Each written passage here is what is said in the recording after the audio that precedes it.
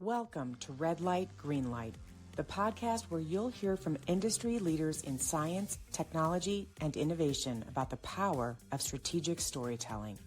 With decades of experience, our guests will share their own insights and real-world stories to help you avoid red light barriers and ignite green light solutions, from the Zoom room to the boardroom. In each episode, we'll corkscrew downward into the guests' personal experiences of challenge and success, highlighting strategies that turn complex ideas into clear, compelling storylines for stakeholders. Here is where expert minds share stories that shape the future. What's more, you'll walk away with tips to try immediately to drive the vision of innovation with your team. Here is where expert minds share stories that shape the future. What's more, you'll walk away with tips to try immediately that drive the vision of innovation with your team.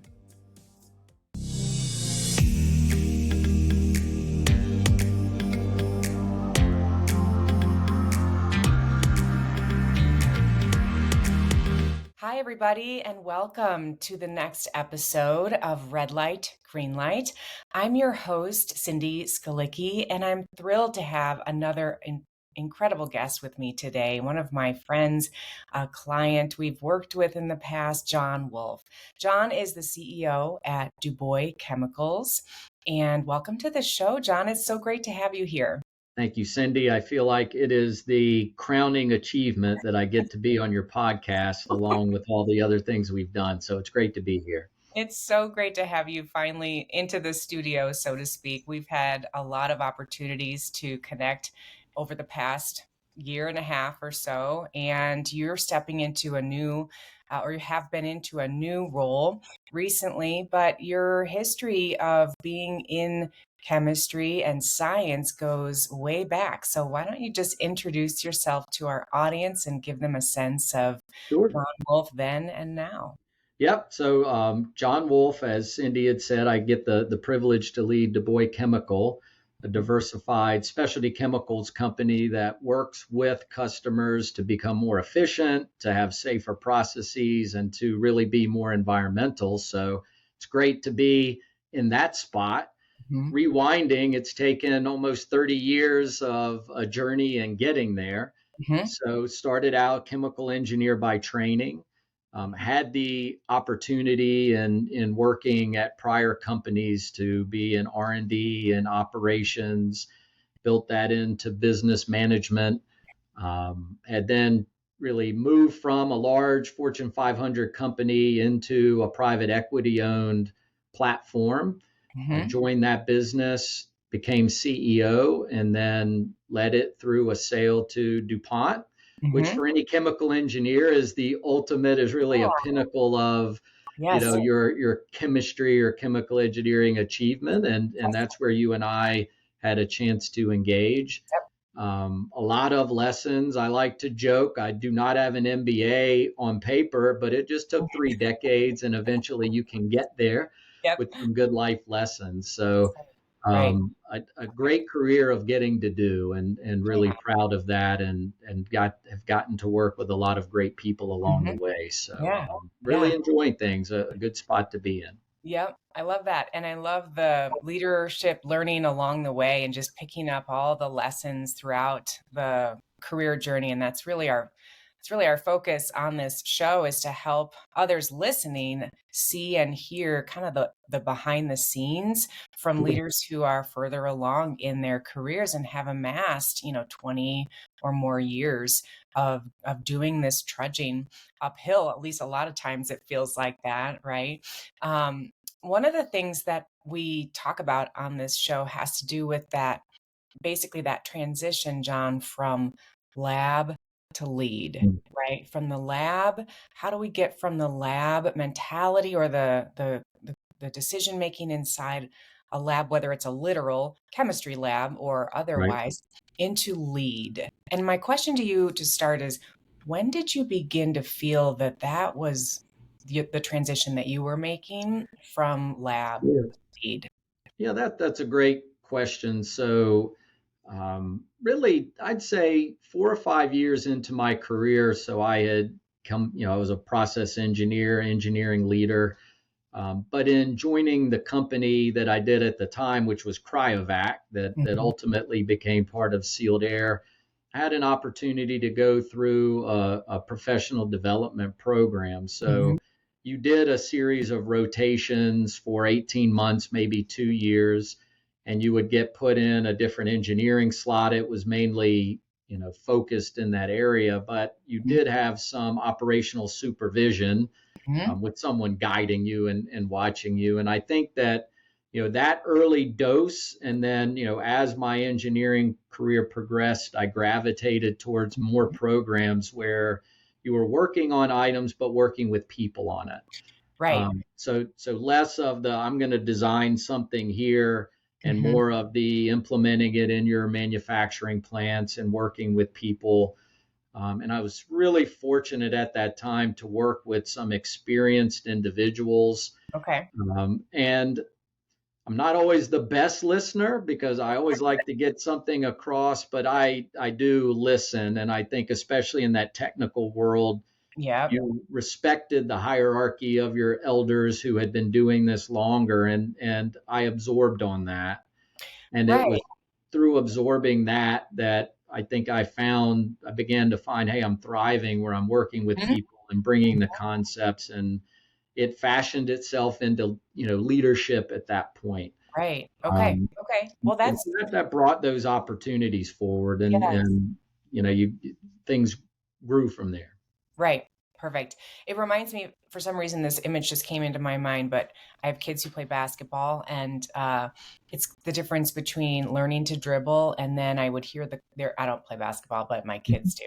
So learning to dribble and getting the mechanics down, and then I would hear the coaches say frequently, eyes up, looking around the court, right? To look for your other team members and being a leader and looking for the next leader who's going to lead the ball and take it to the basket per se. But um, John, who's a person who kind of saw something in you, right, or that you've evaluated as like a real transformational person in your journey who's Right. put you on a path? Is there a person that comes to mind? Can you tell us Well, about? you don't go 30 years and not have probably a Right. long list of it. But as I Yeah. was thinking through that context, Hmm. a manager and mentor I had in those earlier years, George Wofford, Okay. really made me think as I was coming in, knowing you would bring this up, because Yeah. it had several layers to it. One was I was really fortunate to get exposed to an authentic leader, someone who brought this strong sense of that Hmm. early in my career. Hmm. Because you're going to get exposed to different leadership styles, but Sure. George just had an authenticity. Mm. He really connected with you, Mm. and you're more impressionable, right? You're in your workplace, and so you're modeling these people, and so to have George as a model, because Yeah. it wasn't just that he communicated very clearly and Mhm. thoughtfully. Mhm. There was a layering of how he would work with people. It was not an issue of orders, and the way that you brought understanding. Okay. And he was a lifelong learner, and Sure. so all those impressions, I find myself, over the years, often going into like, what would George have done in this situation? And it I love just it. Yes. supported me. And a little small thing that came out of that I now look back on, which was 25 years ago, Mhm. is he actually made a statement to me that he said, John, we've been working together. It was maybe a year at that time, but he Mhm. goes, you really, I can see you as a CEO one day. And I Wow. Love it. reflect back on that, right? Small. And so that was that third, or a final piece, which was to have someone show that belief in you, right? You're Yeah. going to lead people.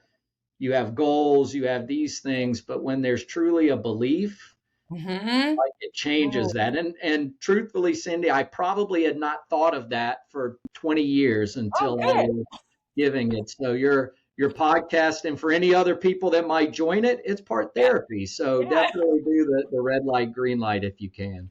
I love that. I love that. Well, John, I was about to ask to go a step or two down into what George did, and I still Mhm. might, because I love the quote you just mentioned.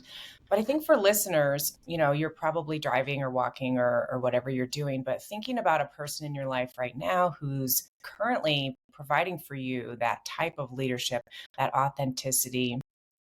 I would ask the same question to you, right?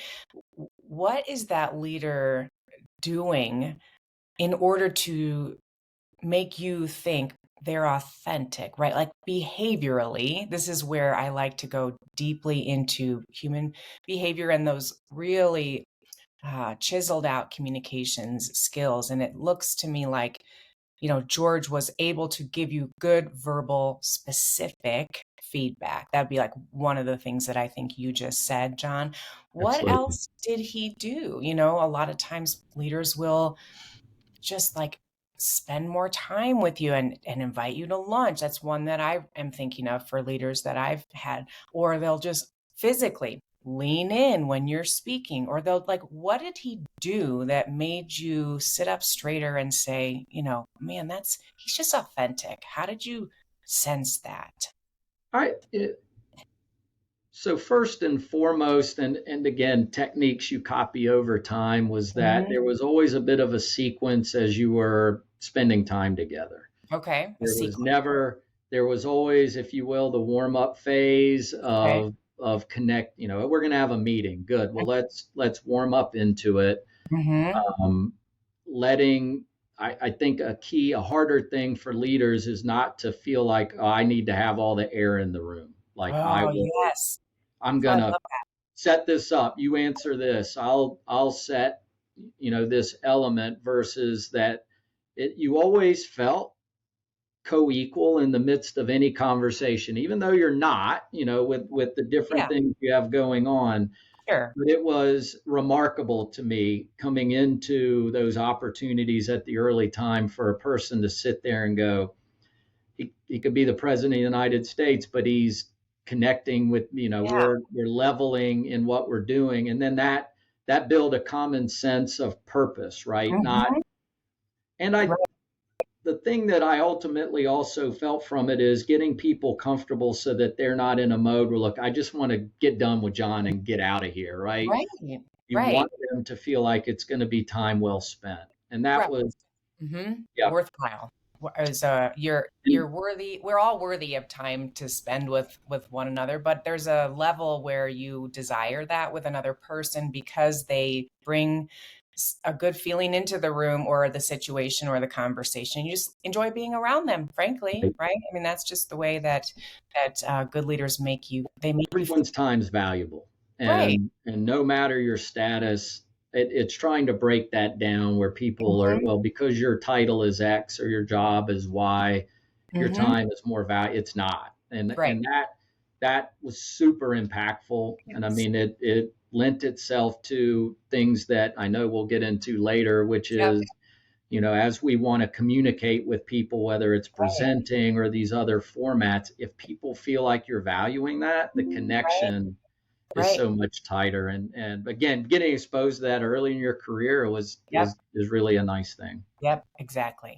Well, let's do that shift right now into kind of the meat of the podcast where we talk about the red lights and the green lights. And if Sure. you're a first-time listener, we talk about red lights and green lights in this following way.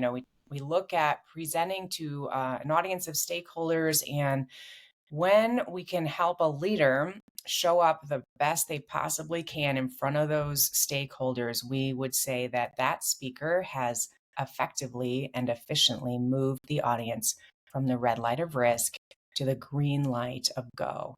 And that's my jam, right? Helping leaders tell great stories and have all the right, physical, nonverbal and verbal movements and stories so that you can easily lead an audience member so that it's enjoyable for them to get your idea green lit, right? To green light the idea.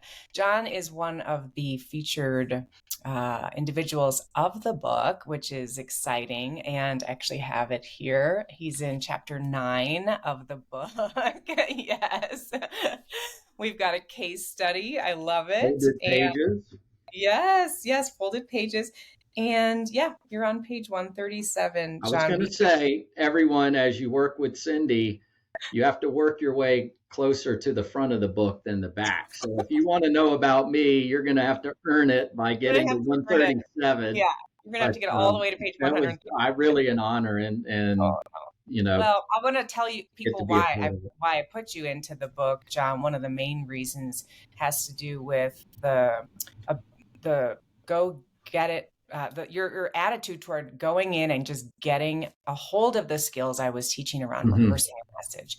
So tell our listeners and viewers your basic experience with public speaking and your comfort level Sure. before you and I ended up connecting.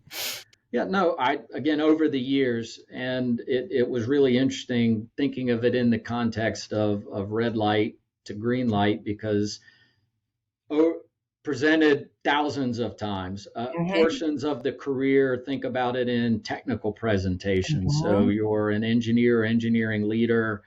You're doing taking people through often a technical concept. You're reaching a point, and then moving over into commercial leadership roles. You're presenting often to customers, to larger groups, and have had opportunities to present to hundreds and hundreds through corporate experiences. And so that, for me, if you will, the basic toolkits were always know your material, like you'll be a more confident presenter knowing your material. And so you do that in Hmm. preparation. Um, and then finding it, what as working with you helped me transform in a bit was that, okay, your technical skills you're often taught to present in a very engineering fashion. Right. It's almost like the scientific method, right? So I'm going to Right. build you, build you, build you, build you, and then we'll have the Ta-da. conclusion, right? Hypothesis, conclusion, and your brain starts to wire because you get positive feedback and Sure. you start to think about it. And then what was interesting, sometimes learning the hard way, is I was moving to commercial. Some of the Hmm. early feedback was no, in a sales position, Okay. hit them, you hit it, you intro, and then it is hit it. Like, Yep. what do you want? And you Right. get it Right. right from the beginning.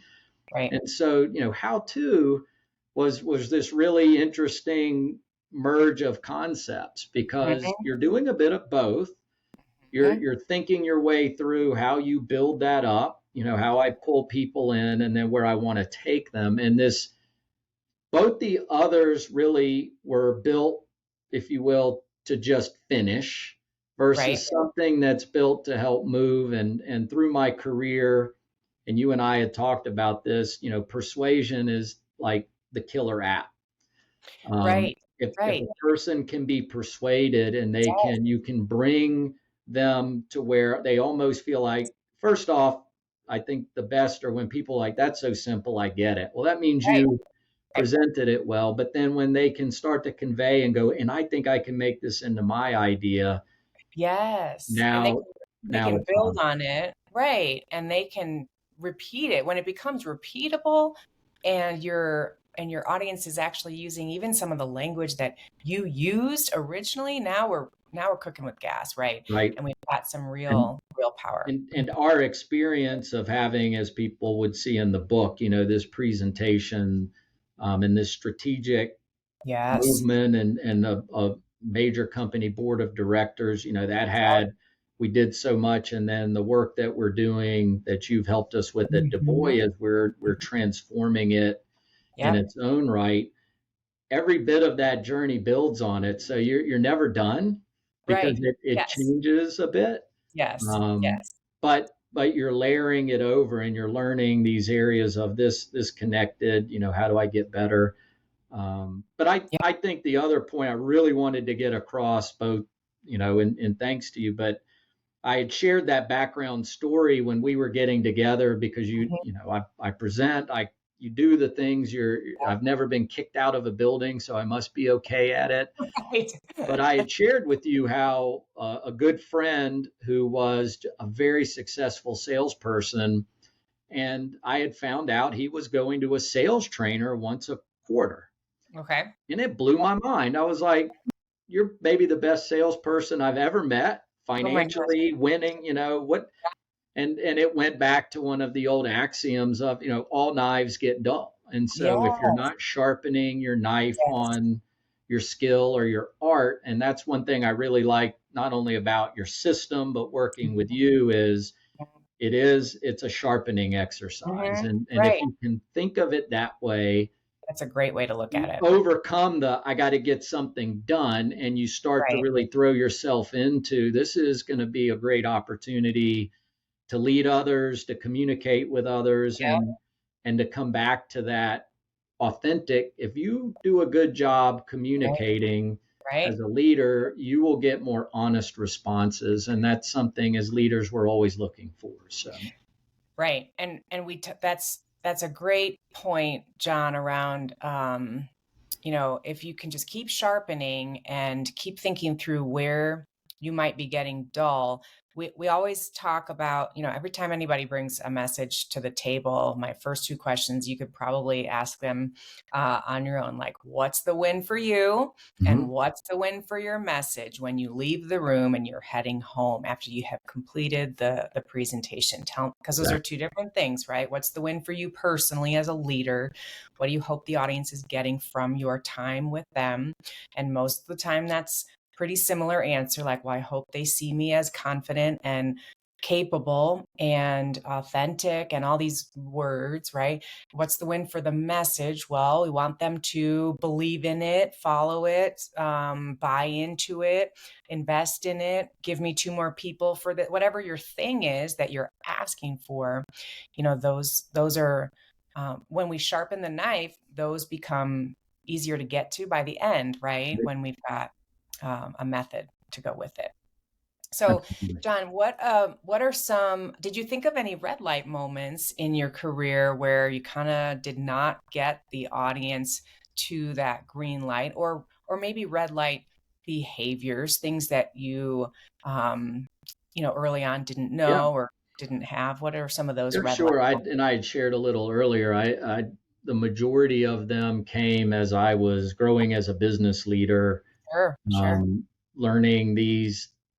Some of it, your cues look very different when you're Mhm. in, call it a technical environment, than when you are in a commercial environment. Sure, sure. So, do I have an engaged person? What does that look like? And it was different, in a technical world, people may not give you as much nodding and those Right, things. Whereas if I'm on a sales call or I'm in a business presentation, I want to see more physical cues. I want to, if I'm doing well, I'm getting what we're doing. I'm looking at, I'm not getting somebody now going in and right, checking. And I don't know that I knew early, in those years exactly, okay, what do I do when I'm starting to lose a person? yes, How do you, yes. if Great I, question. because Right. often you've prepared, right? And you're Yes. saying, I've got this, I got 12 slides and I'm going to hit these Oh, things. What right. happens when you start to lose them? Um, and I mean, there's no right answer for people that are listening. Mhm. But It I think one thing depends. I did come to appreciate is being honest about it in that moment and Mm, saying, hey, mm. why don't I take a pause? Let Yeah, me what's the see temperature in what, the room? right. And I think this stage management part of Right. presenting Yeah, is not easy. You just don't wake up every day and understand it because, hey, I'm presenting to an important person or a right, powerful person. And right. this desire that you have versus understanding if I'm managing the stage exactly to your, did I start with what I want to get out and what they need to get out? And Yep, if you have that lined up versus I'm just trying to get it done or I'm trying to get to an order or a yep. PO or a sale, that journey element definitely in those, earlier years, and gosh, we're all human, it can still Well, you have to happen. start somewhere. Yeah, um, exactly. And but I, most I leaders. think, and looping it back, these are the ways that the system helps you work your way through that. Right, Mhm. right. Now, John's talking about the system, and he mentioned the acronym earlier. For those who know it, you might have picked it up. But for new listeners, we'll quickly run through the acronym of the how-to model.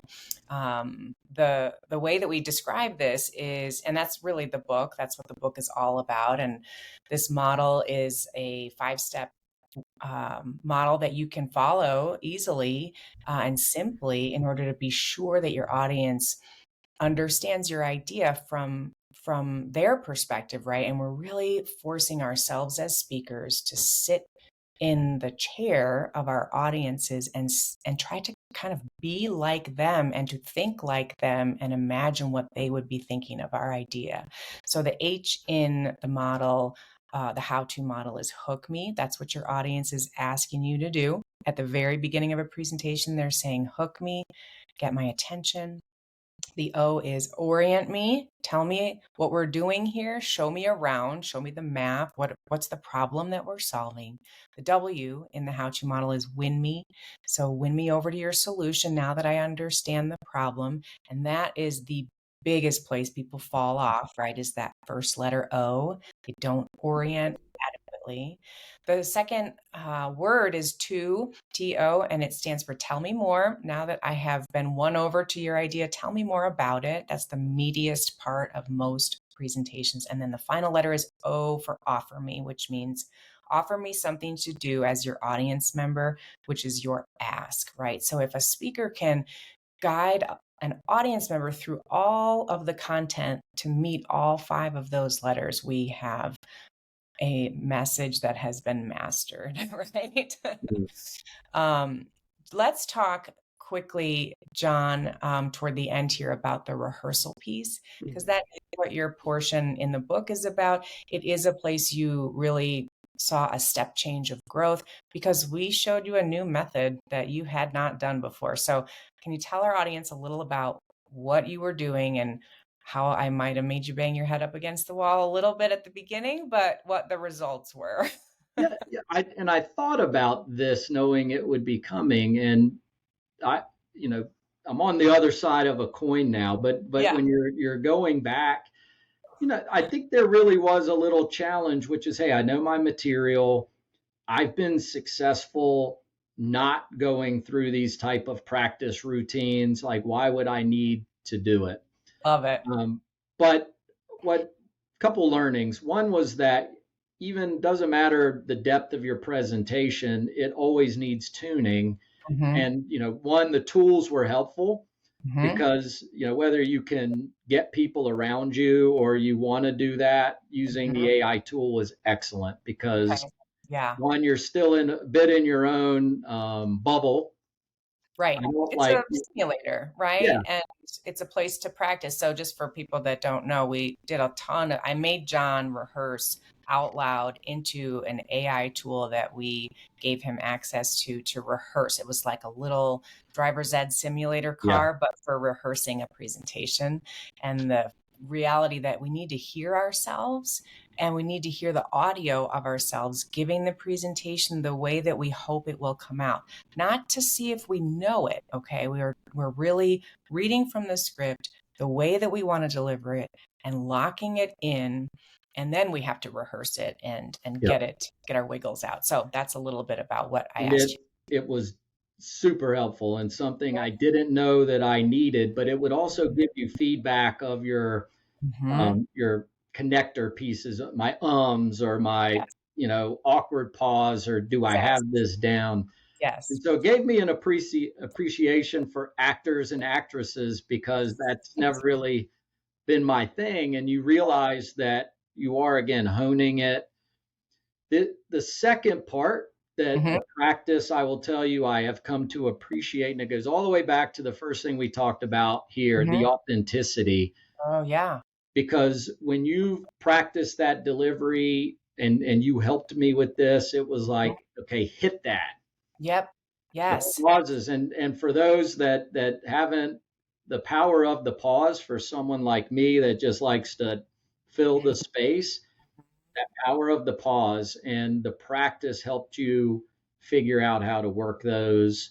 Yes. Um, Yes. can do that. Yes. And for all those to know, it still matters. I have a big, maybe the most important speech I'll be making. So one of my daughters is getting married in October, and I get to do the father of the bride I speech. remember.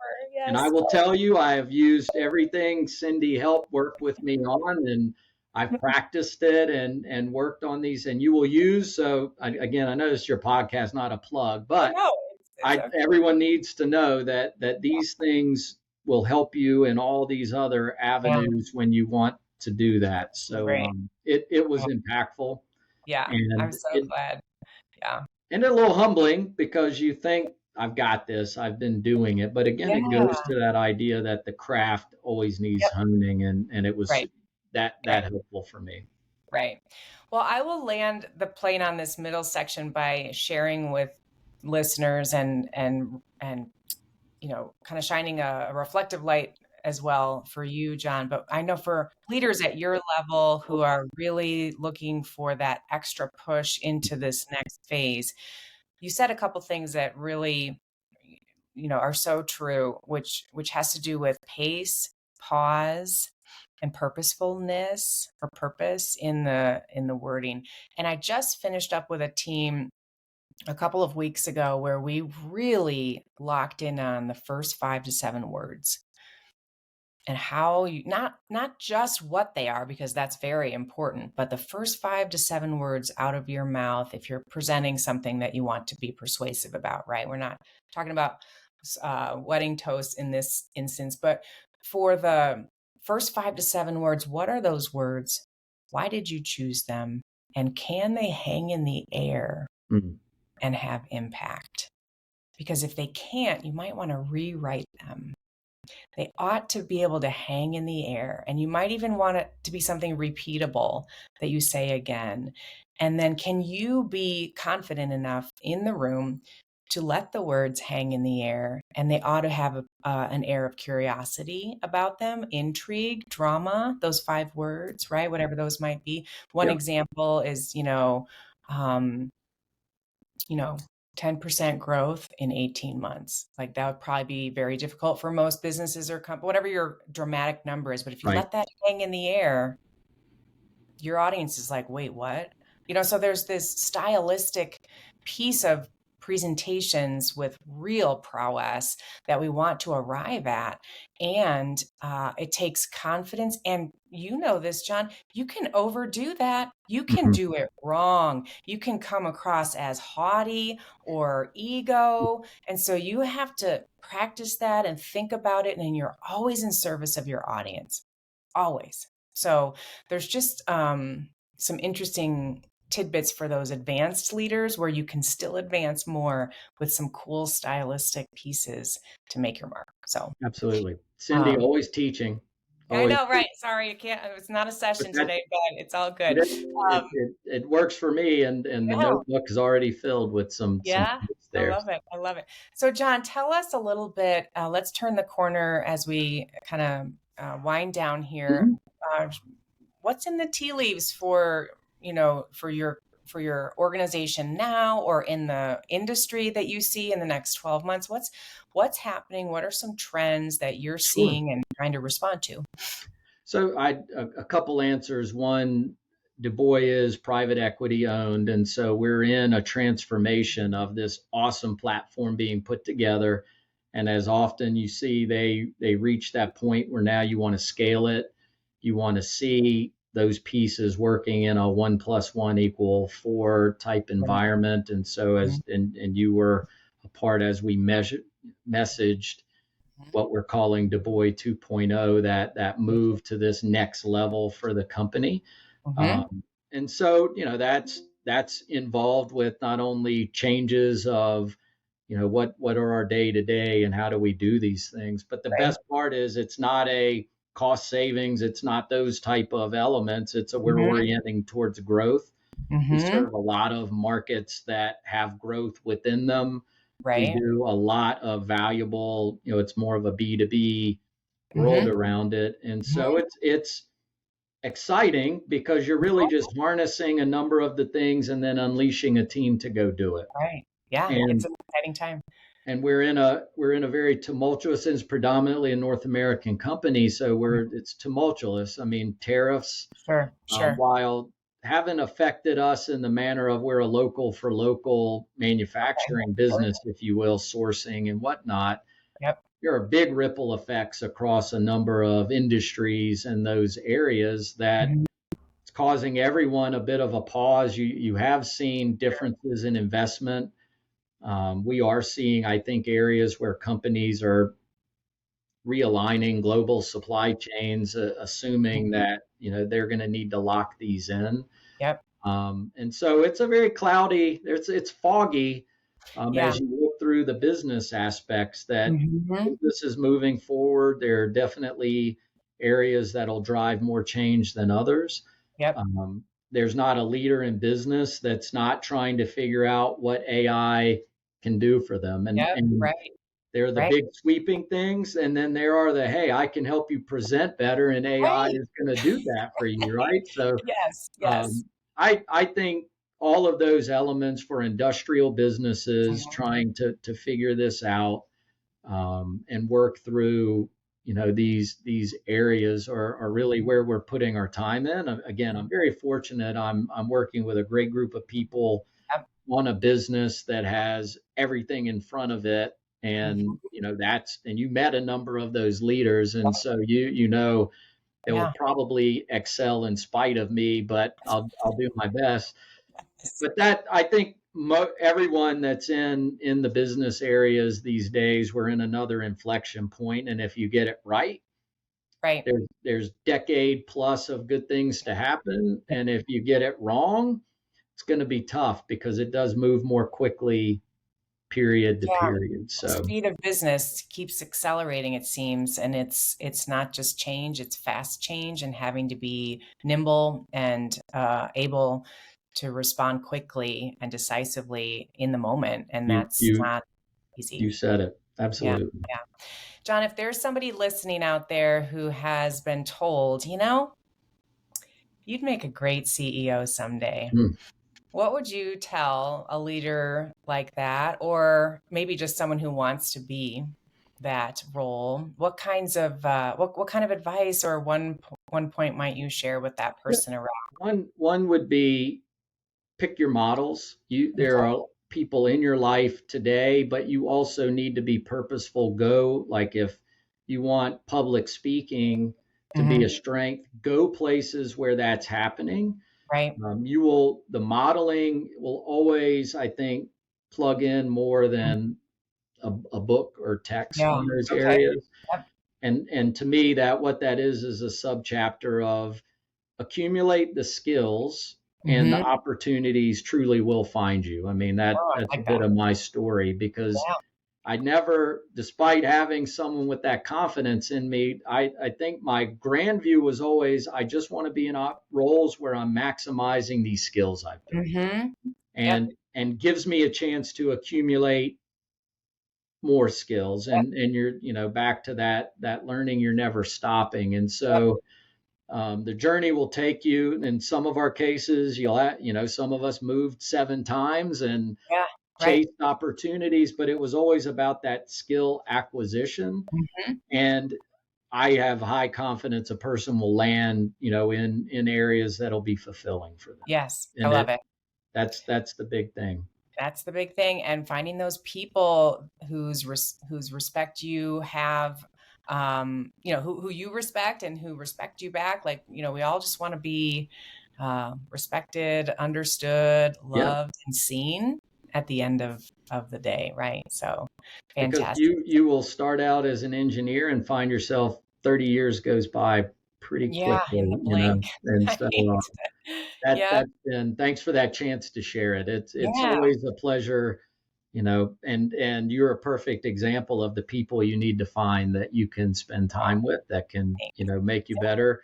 Yeah. And big picture wise, if you can have some fun along the way, Right. you'll have a good career. Exactly. Right. Exactly. I love it. Thanks so much for being with us today, John. This was a My great pleasure.